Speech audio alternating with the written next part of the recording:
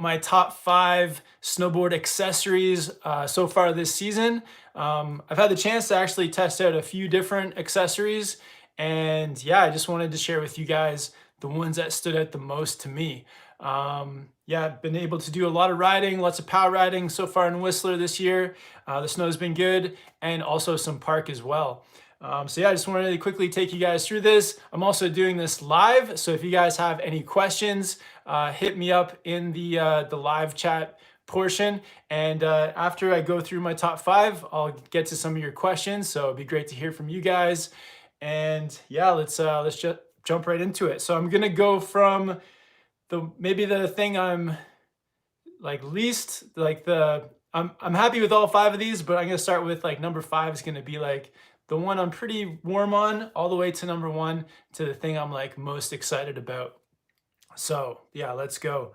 5 things. So number 5, something I actually rode with yesterday and today is my Howell Fairbank mittens. So these are pretty awesome park mitten. They're mid-weight, so they're like not like not too cool, not too warm either, just right in the middle, which I like for the park. And they just have all the things that you need for park riding, in my opinion. So they've got some pretty standard wrist straps. So if you're taking your mitts off on the chairlift and you just let them dangle on the chair, not worry about them falling off. Surprisingly, some mitts don't have that, and if you're doing anything on the chair, it's always a bit sketchy without that around your wrist. They also have like a soft sort of velvety piece on the thumb. So for me, if I'm filming and I need to wipe off my camera lens, I can quickly do that with this like soft piece of material here on the thumb. Or you can also wipe off your goggles. So I always look for that on all the mittens I ride. And they also have a grippy palm to them. So when you're in the terrain park and you're going to grab your snowboard, it is important to have a mitt that's got some grip to it. And yeah, the Howell Fairbank, they've got some grip on the palm. Surprisingly, yeah, some mittens, they don't have that grip, and you go to grab your snowboard and it kind of just like slips right off. So it's good to have some grip. So overall, I think, yeah, these are like a cool style too. They come in like some different colors. I have these ones, the yellow, and I've also got like a camo pair. And yeah, shout out to Kelly at Howell for dropping these off. These are pretty cool. So yeah, really stoked on these Howell mitts. And yeah, I know I see a lot of people riding them in the park, and they're just really solid and nothing too fancy, just like a good mitt for the terrain park. So that's number 5. Number 4. Okay, I gotta really look here. So number 4, I'm gonna go with my Smith Maze helmet. So helmets, they're nothing too fancy or like exciting, but with this one, I'm really liking just wearing it all the time, and for a few reasons. One, I feel like the fit of the Smith Maze is probably the best fitting helmet that I've ever had. And it's because it has this kind of like internal, I don't know what you would call it, but just like internal pieces of material that kind of hold onto your head. And you can actually adjust the inside too to make it a bit tighter or to make it a bit bigger. And yeah, in some of my older videos, I'd have a helmet on and be all like crooked and it would be bouncing around on my head. And with the Smith, that you can just get it like snug onto your head and comfortable. And that's because of this like inner, I don't know what you would call it, but just this inner like shell that kind of you can adjust and make it snug to your head. And overall with the helmet, it's just plain design. You don't want to draw too much attention to your helmet. For me, I actually take the earpieces off. I find that for me, like I want to hear as much as possible while I'm snowboarding. So it came with some like a warm like earmuff kind of thing that I take out. But the rest of it is good. This one's an extra large. And yeah, just the story behind this helmet is I was wearing a different helmet down when I was in Big Bear, California, and I forgot my helmet. So I had to buy one just on the spot. I went into the shop and they didn't have like a ton of selection. So I just went with the Smith Maze, and yeah, since that surprise, like just purchase, now it's been my favorite helmet. It's just the most comfortable, and I think it doesn't like draw too much attention to itself. It's just plain, and yeah, it saved my head a couple times. So yeah, just one hit to the head, and you definitely are thankful that you're wearing your helmet. So that's number 4. All right, let's see what else we got. So for number 3, all right, let's go with, yeah, my Anon goggles. So I've been riding these Anon goggles now for 2 seasons. Anon actually, so I bought these last year, and then Anon sent me a pair this year. And these goggles are awesome. They do like really well, like not fogging up. And they're just big too. So like for me, I've got a bigger face. So when I put them on, I can just see like everything, and I'm not like distracted by looking at the frame of the goggle. So they're awesome. They are very large. So Anon does also do an M3, which are a bit smaller. A few of my friends wear the M3s. But yeah, a friend, you guys probably see him on the channel a lot, Andreas, he also has the M4s and loves them. And the cool thing with these two is the magnetic lenses that you can just pop out. So it's really easy. Sometimes I'll be standing in the chairlift line, and I'll just pop my goggle out if I'm got my face mask up and I'm breathing heavy. So you can just pop that off very easy, and then just pop it back on.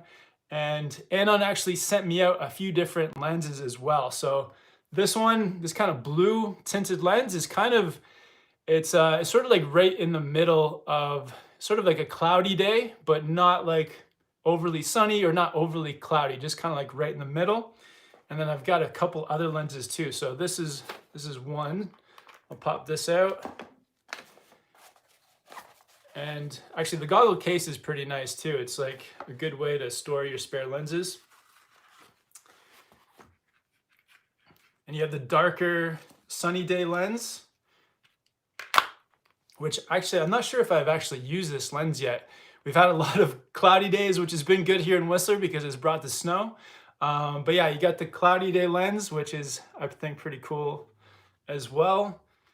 And then just the fact that it's so easy to change in between lenses is one of the biggest things for me. And then the third lens here, this one is, oh yeah, this is the orange tint lens. So I actually wore this one yesterday. It was really cloudy down here in the valley in Whistler, and then I went up to the top of the mountain and it was sunny. But this one is, I think, the brightest one I have. So this orange tint just like brightens everything up. And it doesn't just brighten, it also adds contrast. So when you look at the trees or you look at something that's colorful, it really like makes the colors pop. So the Anon M4s with the different lenses is pretty huge.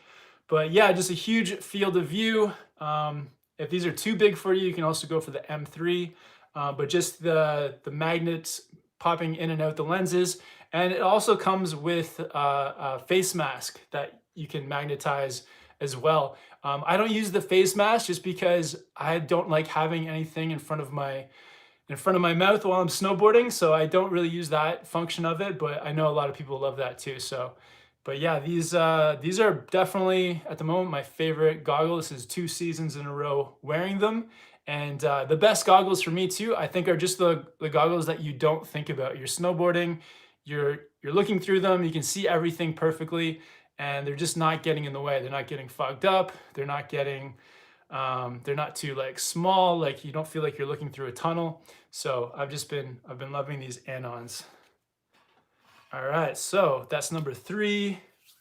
Number two is the Jones Descent backpack.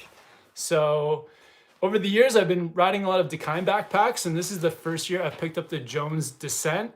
And I actually picked it up because my friend Yannick had this backpack first, and I saw him with it, and I kind of got jealous, and then I bought my own. So overall, functionally, this backpack has lots of good pockets, and it has like a very like square shape to it, like sort of long and square. So you can fit everything in, but it doesn't feel like very bulky on your back. It actually feels like everything's pretty close to your body. And but yeah, there's like a small, well, this one is the front bag. the front pocket, there's like a small pocket up top that actually has like some soft material. So if you're putting like a camera in there or your sunglasses, they're gonna stay protected. And then what's cool on the big main pocket, you guys can kind of see it here, is there's actually like some padding for your back. And yesterday I actually took a fall in the park when I was riding down at the end of the day, and I landed on my back and I had a bunch of stuff in my backpack, and I think the fact that there was padding here actually just helped to like break my fall and help to protect this stuff in my bag as well. So yeah, it's got some good padding here, it's comfortable. The straps are awesome. So they've got really big straps for your hips. So you can strap this, if you're doing a hike, you can strap this around your waist and it takes the weight off of your shoulders.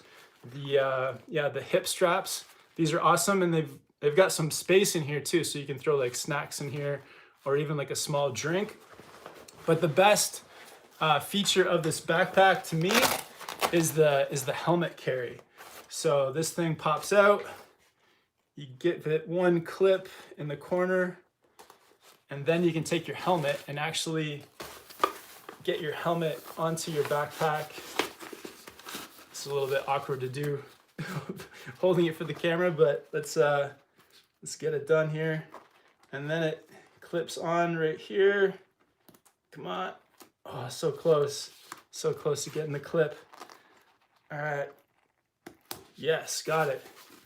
So you can clip your helmet to your bag, and then if you are like going up the mountain or at the end of the day, like I take all my stuff off, put it in my bag, clip my helmet to my backpack, and then I don't have to carry it around the village or wherever. And for hikes, this is awesome too, because yeah, like you don't want to hike with your helmet on, so you just clip it to your bag. So that is like the best feature. So yeah, just like loving, I think I missed the clip. But yeah, just loving this backpack overall. The helmet carry is my favorite feature for sure. And just all around, just like a very like well-designed, like super well-designed bag. So yeah, I'm stoked to use it. I've been bringing my backpack up the mountain less because I want to feel like I can just, I've been trying to pack any of my camera gear into my jacket pockets and go up. But the days that I do bring up a backpack, the Jones Descent is pretty amazing. All right, so we're down to number one. So yeah, my number one accessory, this was actually a surprise to me. This is kind of something new that I've never had. And it's a really thick and heavy pair of mitts. So 686, they sent me these. They're, I guess they're like, the 686 Gore-Tex mitt. So they're Gore-Tex, but they're also like very warm and thick. Like you guys can, I don't know if you guys can tell, but they just like look big and thick. And this is the first time I've ever had like a really thick pair of mitts. I almost feel like these are like snowmobile mitts, but these have been pretty amazing on like days where it's not even that cold, but I'll just have them on my hands and they just feel like, it just feels like so comfortable and warm. And they also stay pretty dry because they're Gore-Tex. Excuse me. Oh, excuse me, guys. So they stay pretty dry because of the Gore-Tex, but they are super warm, and that's pretty nice. So I've never had a pair of 686 mitts before, so I wasn't quite sure what to expect. They also have the grippy palm. They've got the soft fabric on the thumb if you need to wipe off your goggles or for wiping off the camera lens. They have some adjustments to them. You can make them tighter or looser. And they also have the like wrist strap so you don't lose your mitts on the chairlift. So yeah, these have been my favorite mitts so far for powder days, for going on hikes, anything like that, because now I feel like if my hands do get cold, like sometimes I'll be playing around with my camera but then I've got these massive mitts to like put my hands into afterwards. So but the thing with these, I wouldn't take these into the park because they're just a bit too big and maybe too warm for the park. That's when I would wear the Howell mitts for a park day. But for like a deep powder day, these ones have been amazing. So gonna keep wearing these and the rest of the stuff. But yeah, quick recap. Number 5 was the Howell Fairbank for the park. Number 4. Oh, I gotta remember now. What was number 4? Number 4, was it the goggles or was it goggles, backpack? Oh, I'm missing one. Okay, so I got these, got the goggles. Oh, what am I forgetting?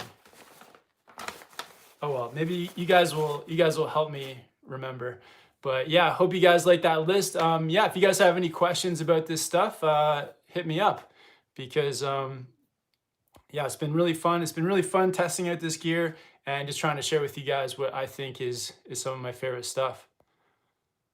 All right, let's see if there's any questions about the gear.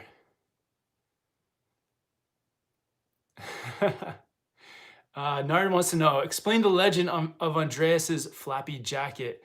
Oh, Andreas, he just loves riding with his jacket open. I'm gonna get him to come out with a snowboard cape. I think that would be like the ultimate accessory. Chase saying the crab grab punch mitts are pretty sick. Yeah, I love those. I love those mitts as well. Cow says, any advice on cleaning goggle lenses, especially dried up drops of water? Yeah, so for me, I always carry the little like pouch, this piece of cloth with me that the goggles come with, that comes with the goggles. And anytime, yeah, if there's a little like dried piece of, or dried spot of water, you may have to get this a bit wet to actually, wipe all that clear. But, just put it in the snow or yeah, do it, whatever. If you got some water with you, just get it a tiny bit wet, and then that can get off any like old watermarks. Zach wants to know, quick question, what is the size of your Ultra Mind Expander? I went with the 158 and I'm worried it's too small. I'm about 200 pounds and wear a size 11 boot. Thanks. You're about 200 pounds and 158. Yeah, what size is mine? I think mine's bigger. You may want to get a bigger one. I don't know. What do they come in? What's the next size up? 162? I feel like if you're 200 pounds, then you may want the 162, to be honest. Yeah, maybe check out the 162, man.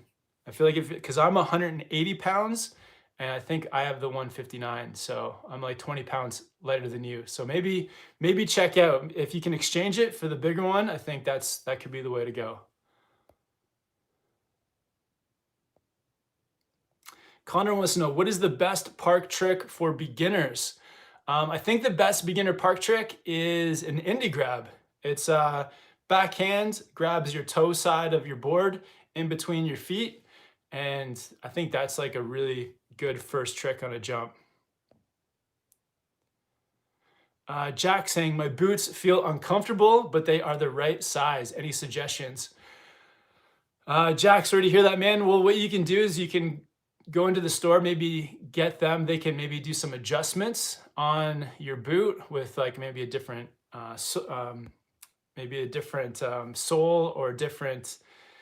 They can add some things into the boot to make it more comfortable. They can try to heat mold it. But yeah, boot pain is tough. For me, like the way that I solved my issues with boot pain, it's always like, for me, it depends on which boot I get, to be honest. Like in the past, some boots have just hurt my feet and there was like nothing I could do. I found that Adidas and Vans boots with the traditional laces have been like my go-to for comfortable boots. Yeah, traditional laces and Vans or Adidas, or the 32 lashed boots, like the softest 32 boots. Those have all been really comfortable for me. But you can try bringing them into the shop and see if they can like adjust anything with like the footbed or anything for you.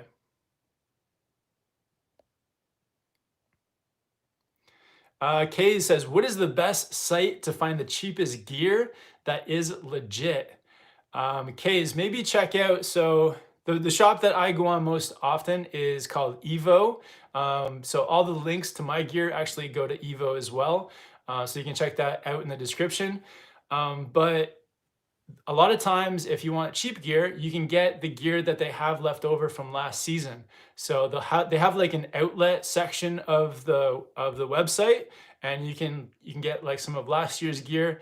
The options are more limited, but you can definitely get like a deal like half price or something like that. So that's the best way to get legit gear that is also cheap, is to try to pick up last year's stuff.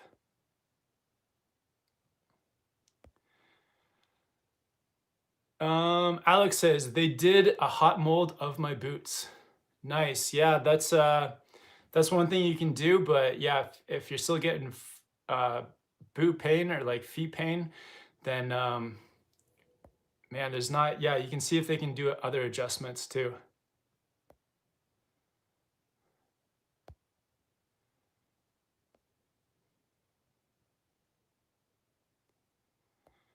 King of the Hound says, do you recommend stiffer or flexier boards for beginners? Definitely like a softer, yeah, more flexier board, I think is better for beginners, because when you're first starting out, you definitely, um, yeah, you just don't have all the techniques down quite yet to really maneuver like a really stiff board. So a softer board is going to be easier to learn tricks. It's going to be easier for like even getting your turns going, because it's not going to be so aggressive. So definitely a softer board is the way to go for beginners. Hope says, my boots get wet for some reason, but they are basically brand new. Any reason why? Hope, I think like boots just get wet. Like even today, I was snowboarding. It was a really cold and like frigid day up there, but came back and my socks were like a little bit wet at the end of the day. And yeah, there's nothing you can do. Like water, snow, it's gonna melt, it's gonna get in there. So one thing that the best thing to do is at the end of the day, just get your boots dry. So for me, like I picked up a boot dryer on Amazon for like 50 bucks, and I put my boots onto that like every single night just to get them nice and dry. Or you can, put them near a heater or somewhere that they can get dried out. Just make sure though that you don't get them too close to your heat source, because your boot could melt, or your laces could melt, or all kinds of stuff like that. So try to get them dried out afterwards. That's kind of all you can do.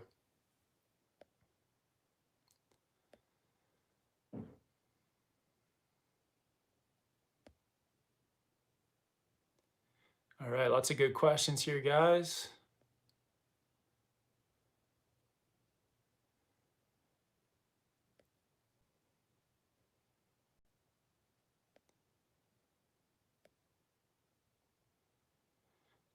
Jack says, do you have any recommendations for a jacket for warmer days? More of a hoodie feel. Um, yeah, like on days where it's warmer, you don't need a jacket. You can actually get like they're called like tactical hoodies.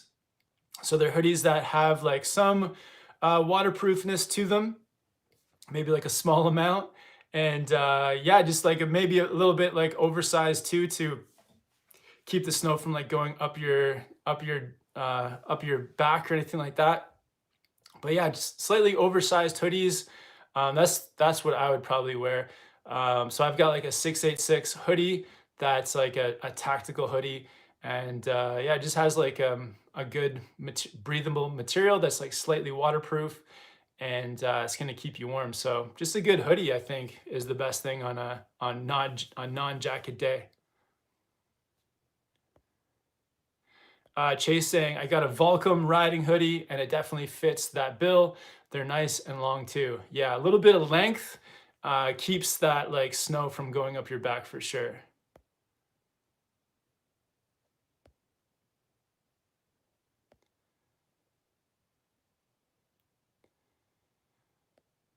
All right. Harlan says, best park board.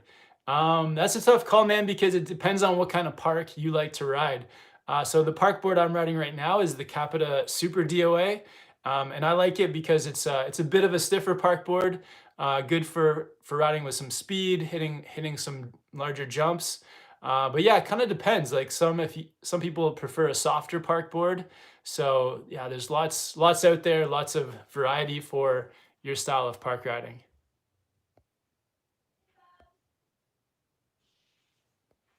Matt says, "Hey Kevin, I got a bunch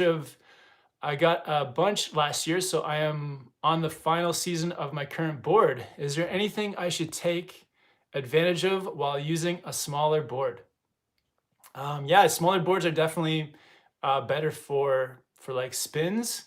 So like especially small spin tricks because the board can come around so quickly. So yeah, while you got that smaller board, maybe practice your spins, get some different box or rail tricks going. A really short board can be fun for that kind of stuff.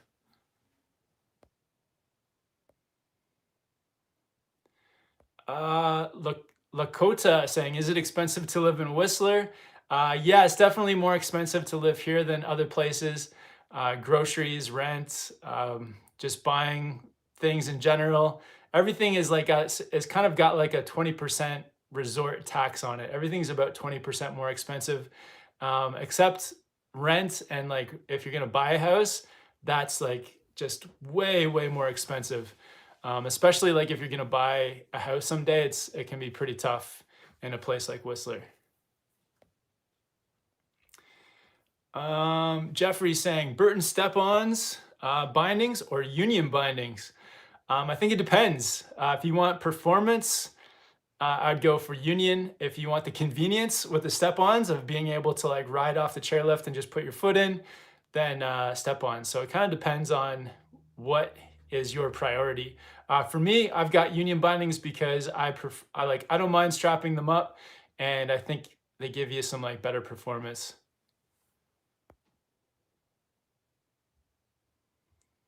Ryan says, "Any tips for a skier who's going to try snowboarding?" Yeah, I think the biggest difference when you go from skiing to snowboarding is that when you're snowboarding, or sorry, when you're skiing, you're facing like the bottom of the hill the whole time. And when you first change to snowboarding, you actually want to be sideways to the hill. So think about that. Like when you are on your heel edge, you are kind of facing to the bottom, but when you get onto your toes, you're almost like facing to the top sometimes. So that's like the biggest difference when moving from skiing to snowboarding, is that you're not always just like facing and looking to the bottom.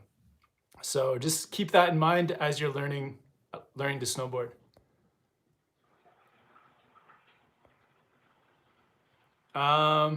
Alejandro says, "Is there a way to stop the goggle fog in between the inner and outer lens?" Um, so I think if you're getting fog like in between the two lenses, then that may be a like defect in your lens. So yeah, if you're getting fog in between, then maybe try like getting a warranty or sending them back, or yeah, just seeing what you can do, because they shouldn't actually fog in between. Yeah, I think that's like a warranty issue. So if you get the in between the two layers of lens fog, then I think you have to bring them back, unfortunately.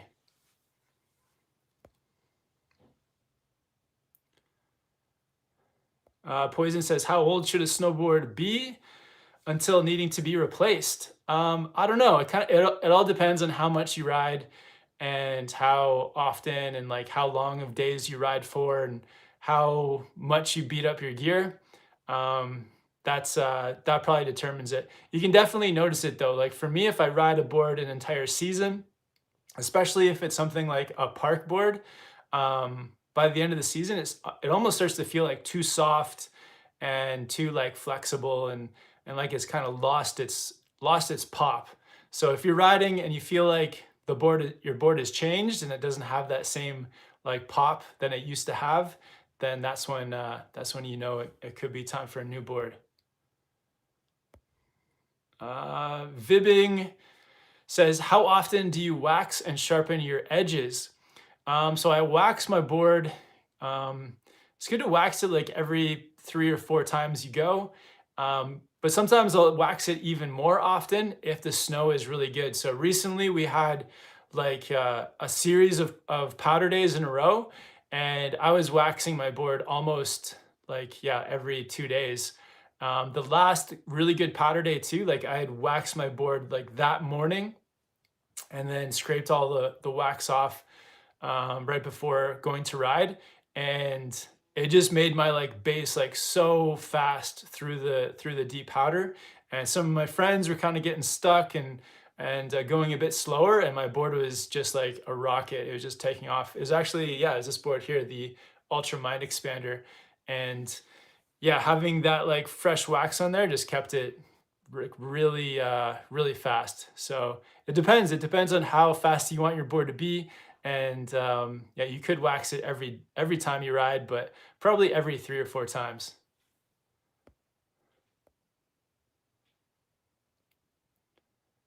Logan says, any tips for people who have never waxed a board before? Logan, yeah, I would say just like watch a few videos online, the tutorials on how to do it. There's a few here on Snowboard Pro Camp you can check out, but there's a few other good ones too. So I would just watch somebody else do it. The main thing is make sure you have like a proper waxing iron, and yeah, just be careful with the iron and like where you're waxing, because if you get wax on a carpet or on a floor, it can be tough to get off. So yeah, just do it in an area where you can kind of make a mess, and yeah, just be mindful that you like unplug that iron when it's all done. But yeah, before we go, guys, just want to give a quick recap of my top 5 accessories. So had the Howell Fairbank mitts, and then, if I remember correctly, oh, here it is. It's actually attached to the backpack now. And then I had the Smith Maze helmet, just a really super comfortable helmet.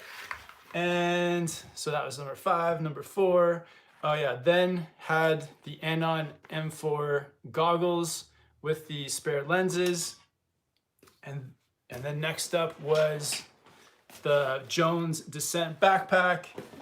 And then finally the 686 mitts. So I think that was everything. Yeah, those were the 5. But yeah, thank you guys for hopping on. Just wanted to make this live video for you. Thanks for everyone asking like really great questions. Sorry I couldn't get to them all. The next video is going to be about spin progression in the park. So if you want to learn to spin, want to learn 180s, stay tuned to that one. And yeah, if you like this video, give it a like. And if you haven't yet, subscribe to the channel. But yeah, thank you guys so much for hopping on. Hope you're having fun out there snowboarding, and I'll see you in the next one soon. Later, guys.